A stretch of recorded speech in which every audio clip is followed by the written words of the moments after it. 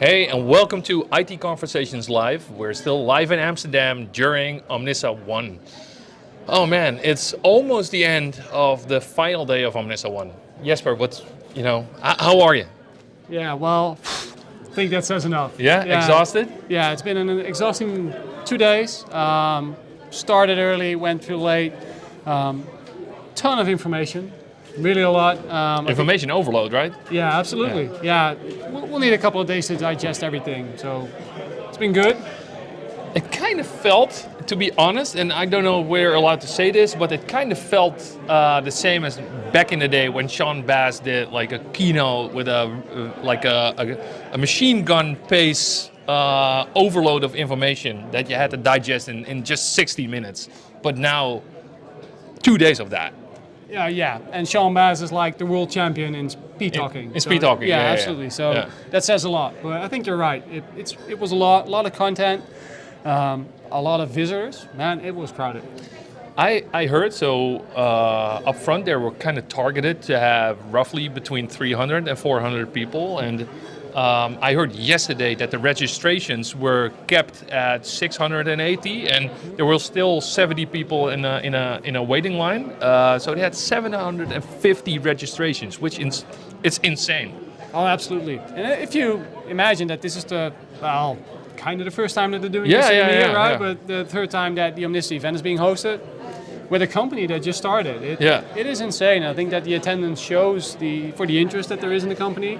And I think that was really good. So. The keynote room was full. There were no empty seats left, and that was it was from an attendance perspective. You could really feel the vibe. So we were in the general session this morning. What were your key takeaways? So we already discussed it privately yesterday, right? That Omnissa is kind of positioning itself like a Switzerland. Yeah. They're really opening up to the entire ecosystem, and you see that with some of the parties that are around here. Some that prefer to be unnamed, but starts with an N, ends with an X. Well, yeah. Well, honestly, it's not a secret. Like we were wandering around the show floor, and there's a huge group of people from Nutanix here, which I think really shows the direction that they're heading. Yeah. So again, they're really opening up in multiple areas. So this is Horizon-based, right? That makes totally sense to talk to another hypervisor. But you see that with the CrowdStrike announcement in terms of security.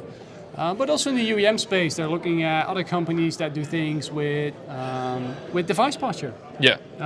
With Google, for instance, which has been a long-term partnership with Omnissa, and now they're doing new stuff to get device posture from devices that run Chrome-based operating systems or a Chrome-based browser. Yeah. Without having to manage the device. So potentially opening up the door for bring your own use cases, third-party contractors, things like that. Yeah. So that's really interesting to see. And that they're actually working actively already on it. It's not just an announcement and a statement. There's actually visible things already. So it's really cool. Yeah, I think there were 4 key areas where there was a focus on when it comes to like the innovation side of things. Everything around Horizon and apps, everything around device management and UEM, everything focused on security, and finally DEM and DEX.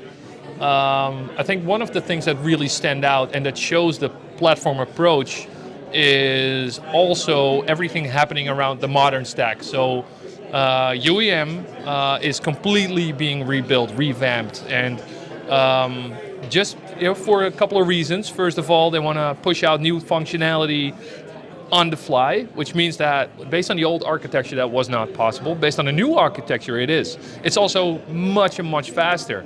In the old architecture it was hard to push out a configuration to thousands of devices, and now it's simply done to 20,000 of devices. So there's a lot of being developed in that space, and you can actually see that everything happening in DEX and DEM is coming out of the innovation in mod stack as well.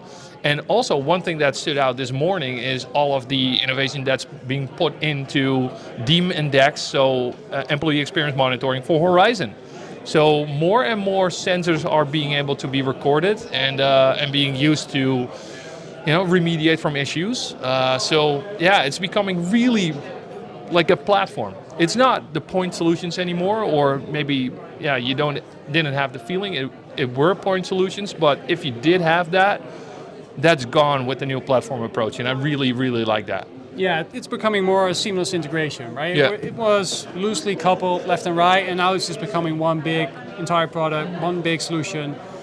With intelligence being the data lake, with ingest data from all the different sources. You mentioned the Horizon Dex team.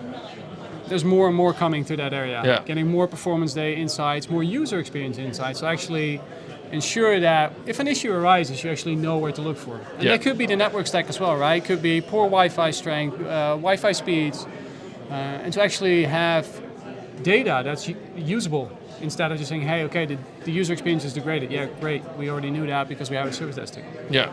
And you mentioned mod stack. So that's been a long thing coming. It's actively being rolled out right now. And if you look at the list of things that are now coming through because it was waiting for mod stack, well, that's a huge list. I heard, I don't know if it's true, but I heard someone say that there's 1,000 new features coming up with ModStack. Oh, that could definitely be, yeah.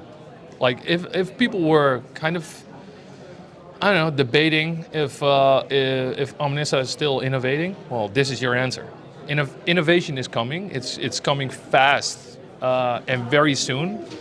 And I think that just also sums up kind of what this week was all about. It was showcasing innovation, showcasing what the potential is of the solutions when it comes to solving the issues at our customers, addressing their main priorities, but also, you know, showcasing the brand. And I think they did an amazing job this week in showing that. Yeah, I couldn't agree more. Well, we haven't touched upon one thing, right? Because there was one announcement. Kind of big thing. Our new favorite personal assistant. Our new best friend, right? Our new best friend. Yeah. Yeah.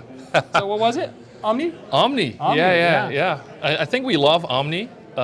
We saw a couple of demos and a video that will come up very soon with an interview I had with Bharath Ragaranjan. We talked about Omni as well, but Omni, dude, that looked sweet. Yeah. So for those that now have been here today, it's kind of like ChatGPT, but then on steroids. Yeah. So you ask a question, right? You have a device. You want to know something about a device. So you ask, okay, tell me about this device. Did it have any crash for the past couple of days? So instead of just getting text back, you get a graph, and a graph that is interactable. Yeah. And you can ask follow-up questions based on that. So what caused it? Hey, this device got a patch installed, so that might have caused it. So now show me all the devices that actually have this patch.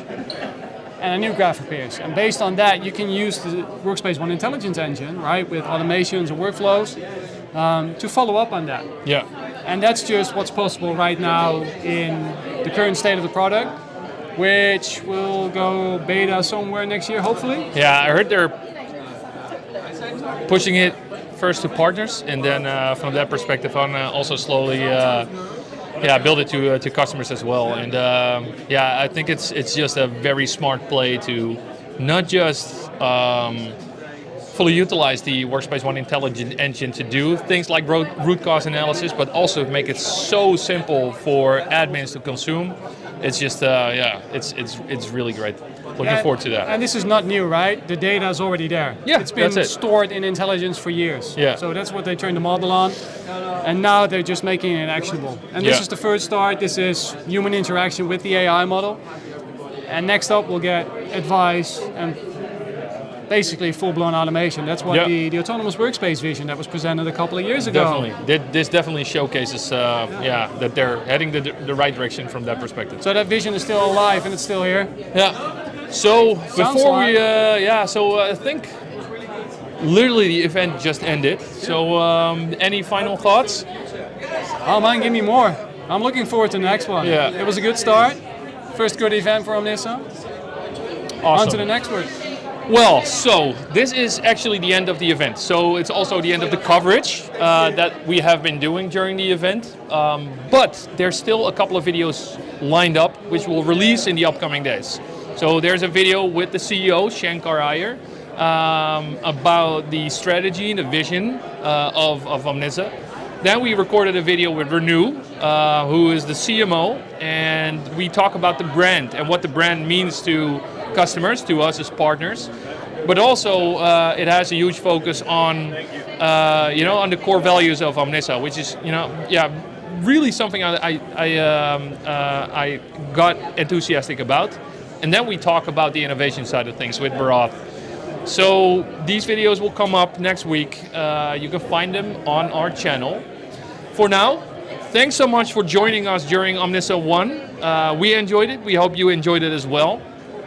Don't forget to like these videos, to subscribe to our channel, and we'll be back with our live coverage at Explore Barcelona in 2 weeks from now. Where we'll bring in the video team, and we'll definitely record a ton of videos to show you how awesome such an event is. So see you there.